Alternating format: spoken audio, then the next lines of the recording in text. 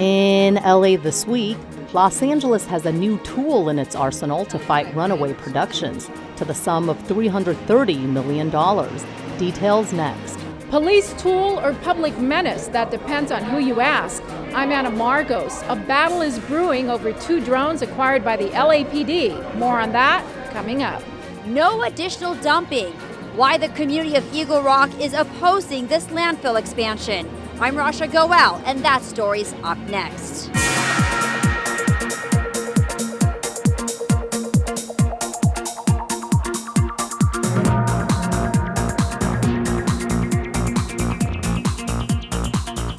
Hello and welcome to LA This Week. Thanks for joining us. I'm Ellen Chang. The city got some good news regarding its efforts to stem the trend of runaway productions just days after the Emmy Awards were held at Nokia Theater downtown. When local productions including Modern Family, The Big Bang Theory, and Dancing with the Stars won Emmys this year, Mayor Eric Garcetti released this statement. These winners confirm we are the entertainment capital of the world, but we can't take that for granted. Other states and countries are luring away our entertainment industry and the middle-class jobs it supports with powerful financial incentives, and it's imperative we fight back. And it looks like the city fought a good fight. Just days after the Emmys, the state legislature approved California's film tax credit, with Governor Jerry Brown signing a $330 million film incentive for productions here in California. Just a bit short of New York's $400 million incentives, but a considerable boost from the current $100 million a year incentive package. And that takes us to This Week in Tweets, where several city leaders share the good news via Twitter. That included Councilmember Paul Krikorian, who authored California's original film and TV incentive and who now chairs LA City Council's ad hoc Committee on Film and TV Production Jobs. He tweeted, "Fantastic news. Governor Brown agreed to a new $330 million a year film incentive. More good California jobs in no time." And he also shared this photo of the Hollywood sign with the text, "We're keeping Hollywood where it should be, right here." The LA Mayor's Office Twitter account also tweeted, "We are the entertainment capital of the world, and this legislation will make sure it stays that way." We will have more on this film tax credit deal on next week's episode of LA This Week. Patient dumping will come at a price for hospitals who use LA Skid Row as a dumping ground for unwanted patients. A third hospital has settled with the LA City Attorney's Office this year. Anna Marcos has the story. It's the video that took the practice of patient dumping on Skid Row from urban myth to harsh reality. A camera at the Urban Rescue Mission in 2006 caught Carol Ann Reyes getting dumped on the sidewalk, dressed in a flimsy hospital gown. Her only luggage, diapers and medication. The hospital, Kaiser Permanente in Bellflower.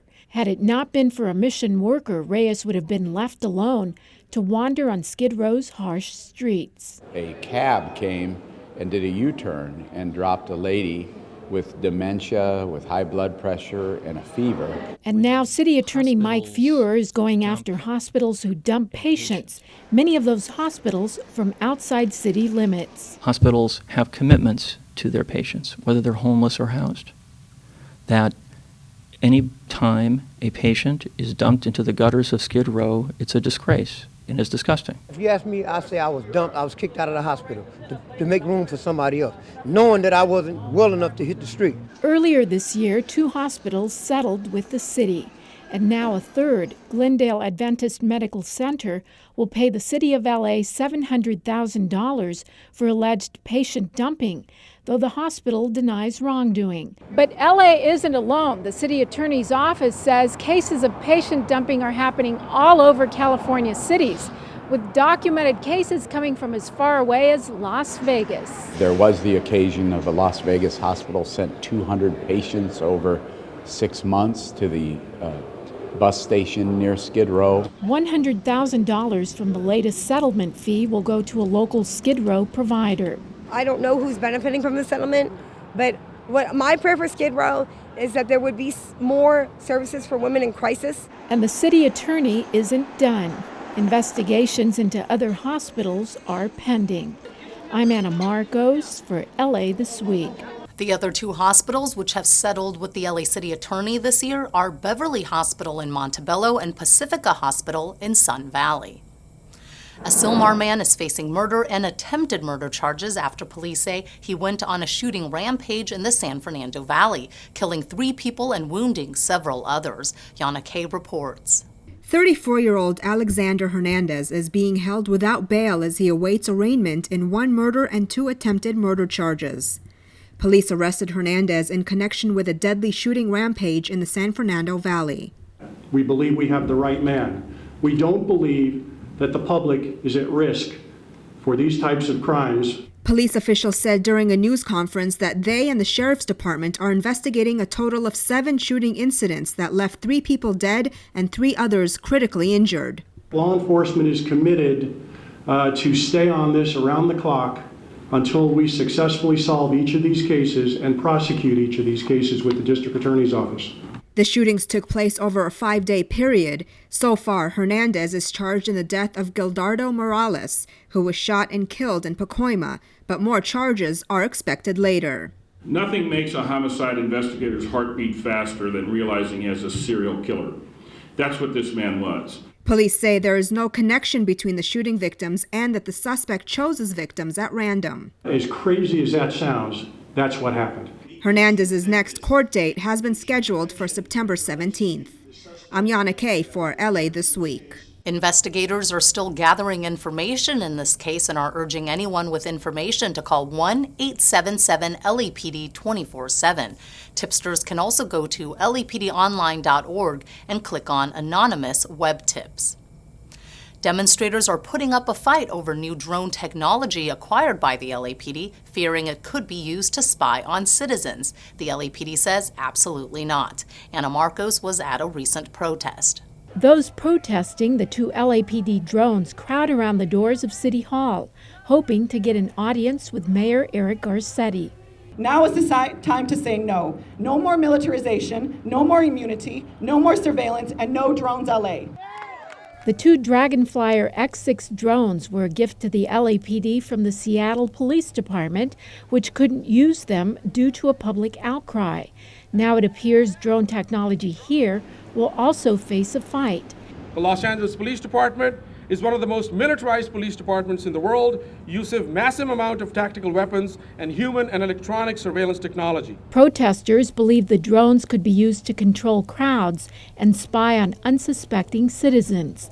Police say not so. These are unmanned aerial vehicles that are equipped to carry a camera and not equipped to carry weapons or anything like that. What I want to use these drones for, what we want to use them for, is a very narrow application in a SWAT-controlled situation so that we can save people's lives. In spite of making a lot of noise, the group can't get into City Hall. Meanwhile, LAPD officers tell us the drones are not even in their possession. They have been under lock and key at a federal facility almost since they received them. We won't have them until we get a set of protocols and a set of rules for us to use them that's approved by the police commission. And if they don't approve it, then we're not going to use it. The protesters say they sent Mayor Garcetti a letter but did not get a response. In the end, the mayor's aides come out to talk to them and promise to take their concerns back to their boss. I'm Anna Marcos for LA This Week.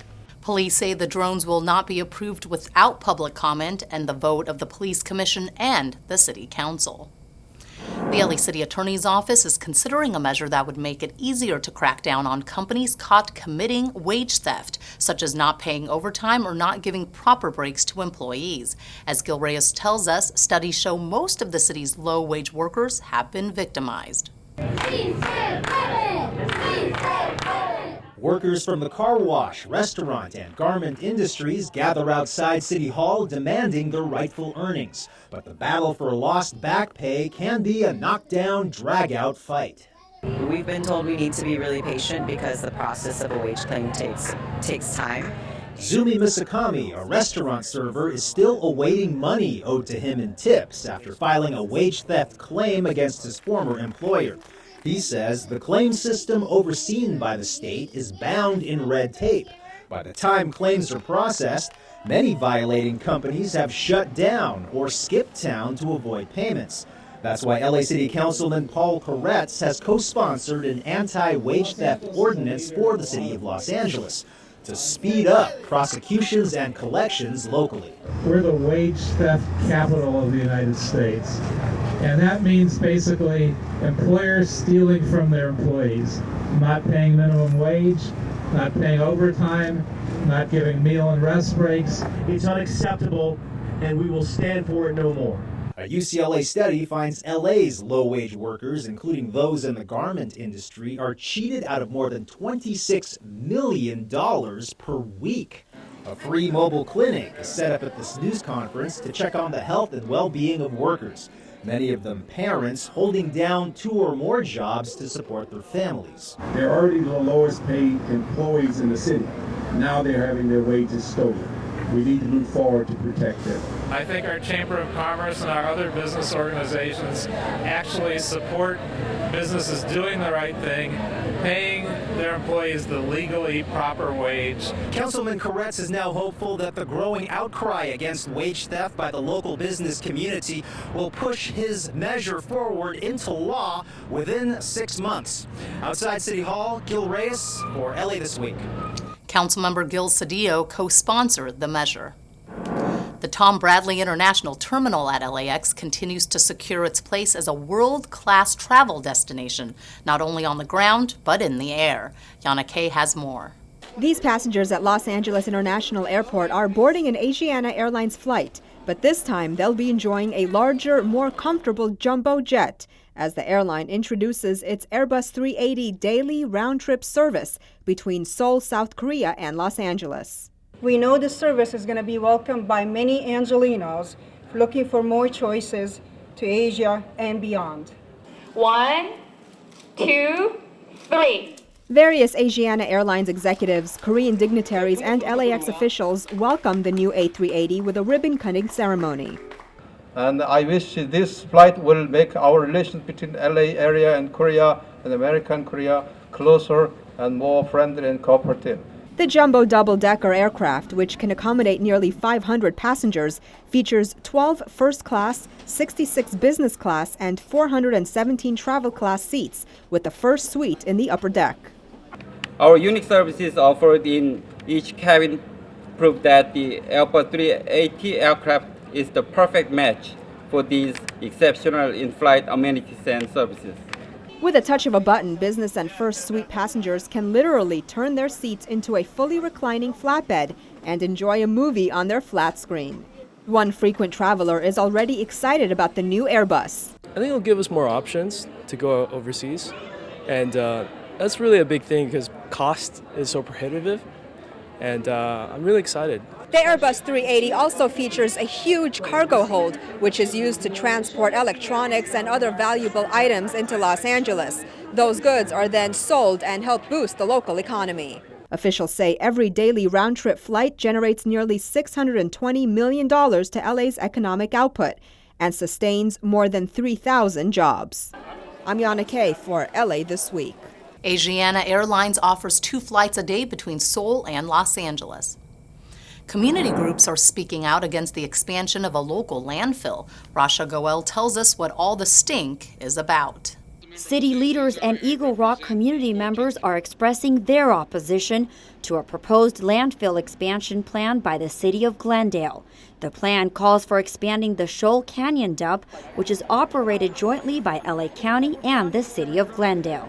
Unfortunately, we are facing a dump expansion which greatly threatens both the environment and the health of this greater east area. The expansion would increase the amount of trash allowed, up to 8 million tons more, and raise the landfill nearly 200 feet.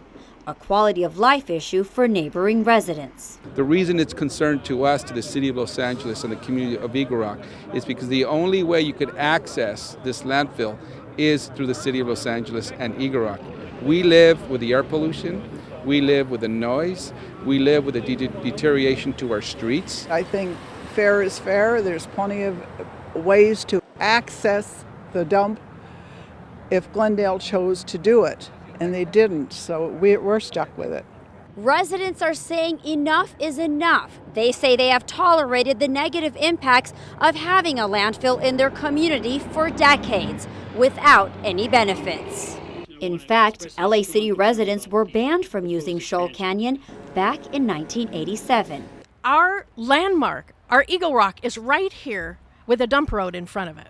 Officials say the proposed plan is also counter to the zero waste vision shared by many municipalities. The whole purpose of having zero waste is to reduce the use of our landfills. City officials and community members will be submitting their concerns on the proposed expansion. In the meantime, the City of Los Angeles will also be looking into other alternatives should the City of Glendale move forward with the expansion. In Eagle Rock, I'm Rasha Goel for LA This Week. It's a cancer campaign that is turning the disease on its head in how it funds new treatments. The Stand Up to Cancer campaign now gearing up for its big telethon of the year, and city leaders are joining in. Anna Marcos has the story. A star-studded telecast will shine the spotlight on a disease that strikes celebrities, men, women, and children alike.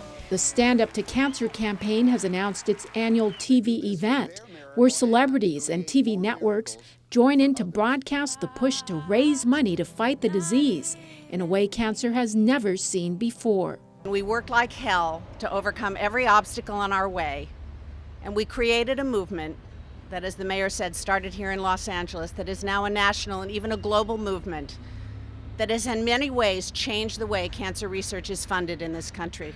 They literally will shut TV down, or maybe alternately light it up across all the channels that will together show that we are a united country against cancer.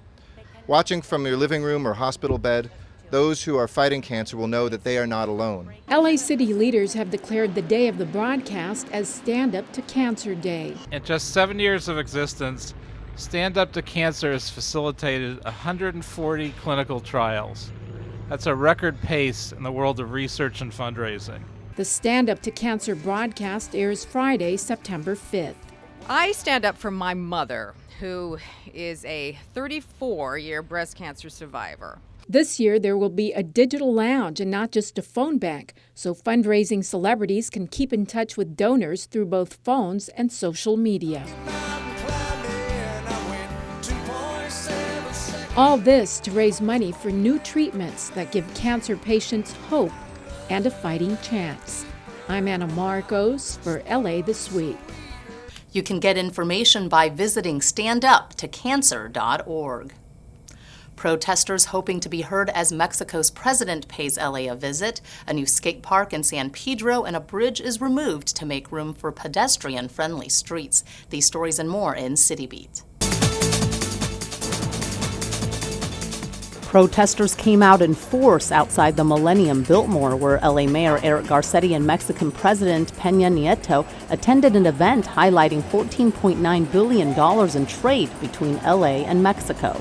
This was Nieto's first official trip to the United States. Some picketers demanded the release of a U.S. Marine held in Mexico, as well as the release of political prisoners, while others called for the end of illegal immigration. Back in March, Mayor Garcetti traveled to Mexico on his first international trade mission. A 14-year-old proves that age is no barrier to achieving great things. Councilmember Felipe Fuentes honored Riley Gant for spending the past 3 years collecting donations to distribute thousands of backpacks filled with supplies to students at Haddon Avenue Elementary School in Pacoima. So at the very, very tender age of 10 years old, Riley started Rainbow Pack, a nonprofit organization that delivers backpacks filled with necessary homework supplies for students so that they could actually be successful in school. Our first goal was just to do one grade, the kindergarten grade at Haddon. We surpassed our goal and did first grade and the pre-K classes. The next year, we set a goal to the entire school. We did that. This year, Riley expanded the program to include Telfair Avenue Elementary School and Sharp Avenue Elementary School, which are also in the Northeast Valley. Standing behind Councilman Joe Buscaino, skateboarders raised their boards in celebration of the grand opening of a new skate park at the Peck Park Recreation Center in San Pedro. These photos were shared by Councilman Buscaino's office. The new $850,000 skate park was built after support from the community, including the Northwest San Pedro Neighborhood Council and the Tony Hawk Foundation. This is the second skate park in San Pedro and the 23rd in the city, operated by the Department of Recreation and Parks.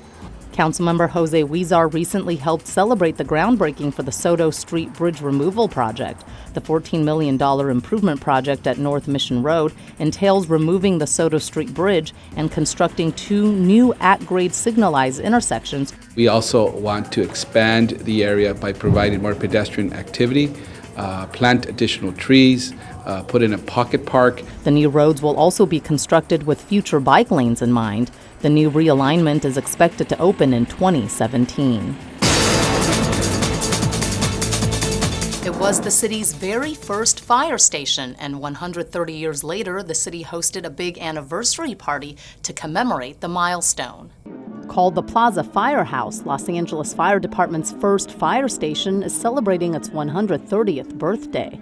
Located at the El Pueblo Historical Monument, the Plaza Firehouse was the first building in the city designed to house firefighting crews and their equipment.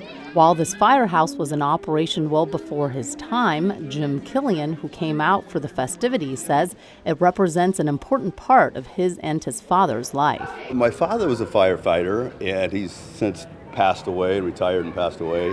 And I wanted to bring a couple of my friends out here and show them the old fire station number 1 and kind of what it was like, when I was a little kid hanging out in these old fire stations like this. Designed by architect William Boring, the Plaza Firehouse features a small balcony and a small wood-shingled tower topped by a pole sporting a weather vane in the shape of a fire helmet.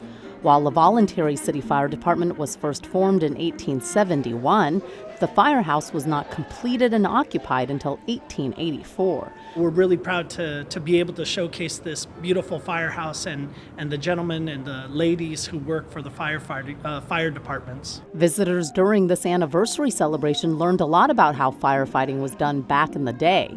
When the fire alarm sounded, crew members slid down the brass pole from their quarters on the second floor, hooked up the horses before taking off to the fires. The notification came into the fire stations and loud bells rang, and it's an era of the past. Los Angeles eventually established a paid fire department in December of 1895, but it turned out that the city did not own the land on which the firehouse was built and had to move the fire company to other quarters. In the ensuing years, the building operated as a saloon, boarding house, and even a bordello before the state acquired the building in 1954 to restore it to the museum we know today, helping to preserve the city's firefighting legacy. And an interesting factoid, instead of seeing themselves as a team, once established, Engine Company Number 2 saw itself as an arch rival to Engine Company Number 1. The Leimert Park Village Book Fair has grown each year, and this year, to accommodate a larger crowd, it got a new location, the Baldwin Hills Crenshaw Mall. Anna Marcos takes in the sights and sounds. This year, the Leimert Park Village Book Fair had a bit of that 70s vibe. Bell-bottoms, afros, and a little music from Earth, Wind, and Fire helped set the mood. This year's theme is the 70s, so I'm in my 70s clothes if you didn't notice. But make no mistake, the main star of the show was books, books, books, and more books.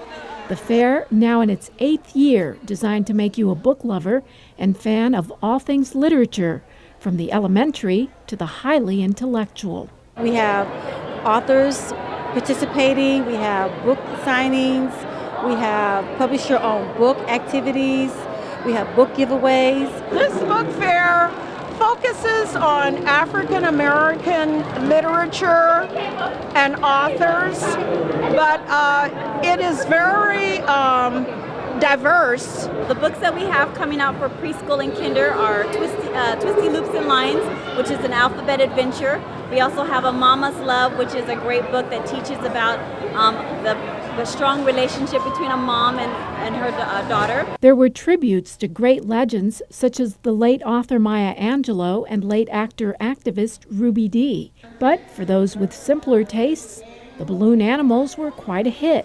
All in all, a place to learn, discover, and play. And maybe come home with a book or two. I'm Anna Marcos for LA This Week. Councilmember Bernard Parks, an advocate for arts and education, helped create the free event.